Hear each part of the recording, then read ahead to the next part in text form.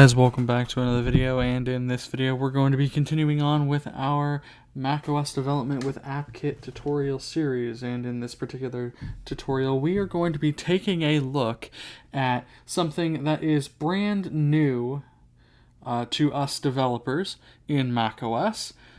This feature that we're going to cover today was introduced this year at WWDC 2024. And is compatible with macOS 14.4 and above. We're going to be taking a look at NSHostingMenu. Now, NSHostingMenu is a NSMenu subclass in SwiftUI that allows us to use a SwiftUI view hierarchy in a menu in our AppKit apps. Remember how in the last video, if you watched that video, I mentioned that there are ways you can incorporate SwiftUI into your AppKit apps? Well, this is one of them. Now, if you didn't watch the last video, go watch that last video. Watch the first few videos of my SwiftUI series, and then I also want you to get familiar with a couple other SwiftUI views because they are often used in menus. I want you to get familiar with text, button, toggle, and picker. Those are the four views in SwiftUI that I want you to get familiar with to fully grasp, to fully be able to take advantage of the power of NSHostingMenu in your applications. So, with that, how do we implement NSHostingMenu and make that a menu of, for example, a pull-down button like we will do in this example? Well, the first thing that we want to do is import SwiftUI. So inside of Xcode, we go to the top of our file here, and under import Cocoa, I want you to import SwiftUI because we will need SwiftUI to access NSHostingMenu.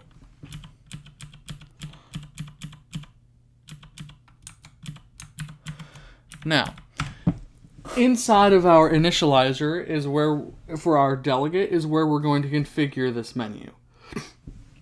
Excuse me. So, we will say let menu equals NSHostingMenu, and this will take in one parameter, and this is going to be our menu content.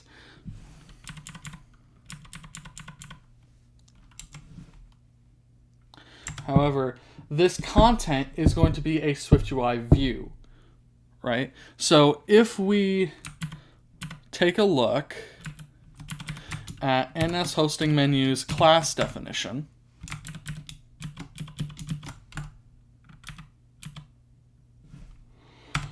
you can see that we have a public class NSHostingMenu.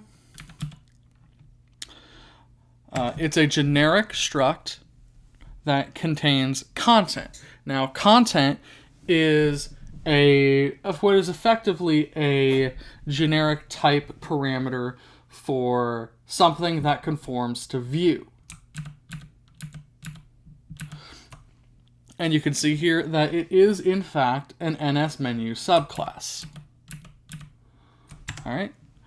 So with that, we know how, we kind of have a general idea of how this class is going to work, and and what NSHostingMenu exactly will do when we call its initializer just based on its class definition.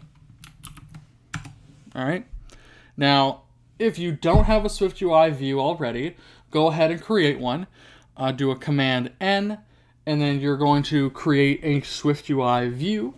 I called mine Produce Menu. So I'm going to go ahead and create an instance of Produce Menu as the parameter to NSHostingMenu's initializer. produce menu, and we will leave the initializer empty.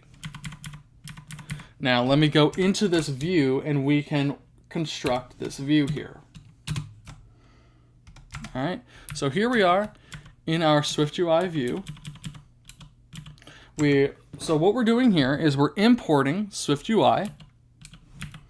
We're creating a struct called produce menu that conforms to the view protocol. Inside of this struct, we have two constants, one for storing strings of names of fruits and another for storing an array of strings of names of vegetables. And we're going to show this in our menu, right? We're going to, like we did in the previous videos, we're going to use SwiftUI instead of NSMenu item objects to achieve this. All right. Now you can see we have var body. The return type is some view. That's that opaque return type I talked about in the previous video. So we want to return some kind of view and have Swift determine what that exact type is. We don't care what it is. Swift needs to figure it out on its own.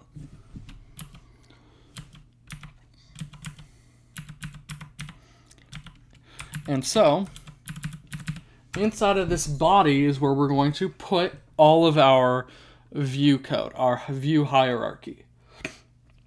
Xcode is yelling at us because we're not returning anything from the body.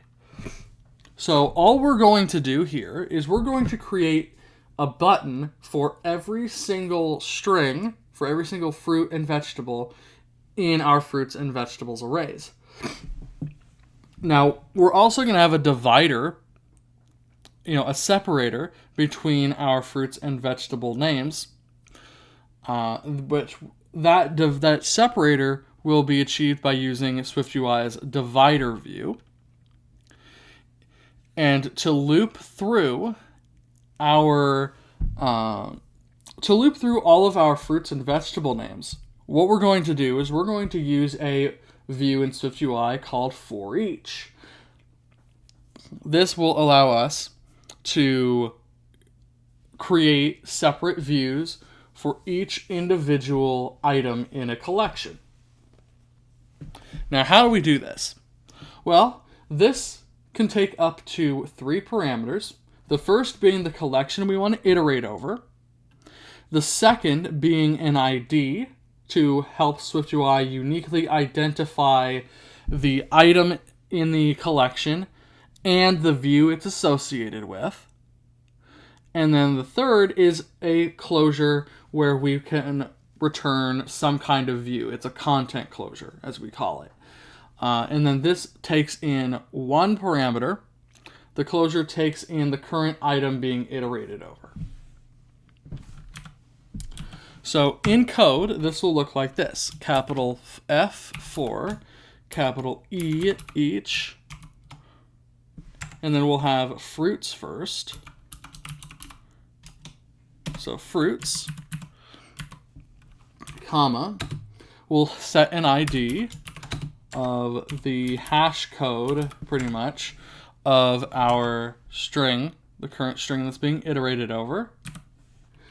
And then we'll have our closure, where we'll say fruit in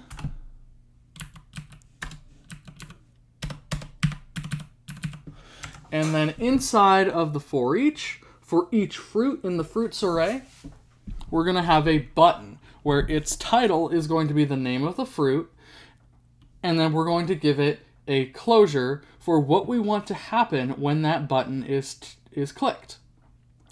When that button is clicked, or when that menu item is clicked, in this instance here, we simply want to print that the name of the fruit was clicked. We don't have to worry about selectors or @objc annotated methods or anything like that. We just give it a closure and tell it what we want to happen. much less complicated than using an NS button natively in AppKit. So we'll say button fruit, and inside of this closure here, we'll say print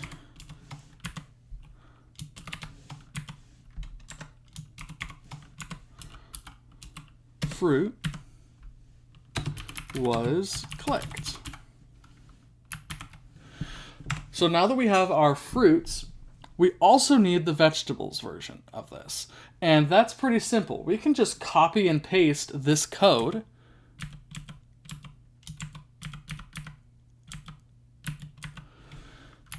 and change a couple variables around.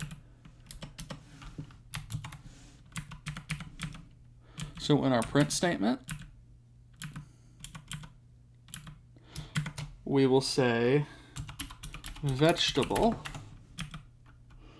and then the same thing for the title of our button. Instead of fruit, it'll be vegetable.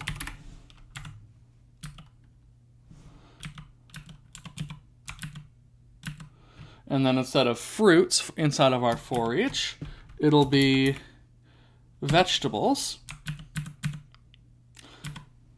And we'll call our closure parameter vegetable instead of fruit.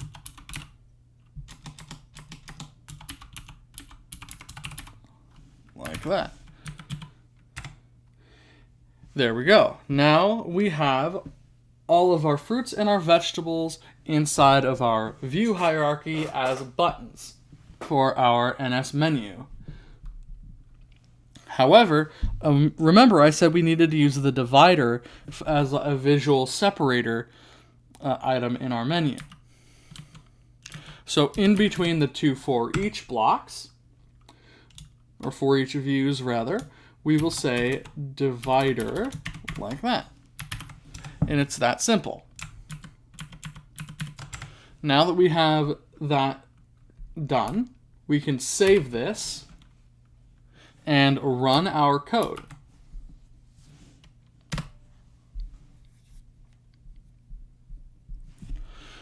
Now we have a successful build. Here we are inside of our toolbar. You can see Apple is being used as the label of our pull down button here, and that's because of how pull down buttons work. We can change this by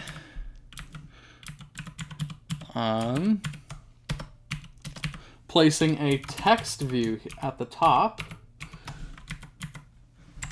with a string as its single parameter, and this will be select produce.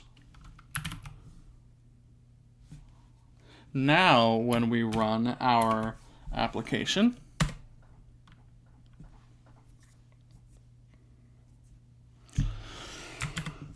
select produce is now the label of our pull down button, and when we click on this pull down button, you can see we get a menu with 18 items inside of it. So we have apple, orange, grapes, kiwi, watermelon, raspberry, blackberry, tangerine, cherry, strawberry, blueberry, carrot, mushroom, tomato, potato, turnip, corn, peas, and any other produce that you might want to put in there. And you can also see that before carrot, there is a visual separator in our menu. That is that divider view that we use between our for each loops there. Now, if we click on any of these menu items, let's say we click on potato.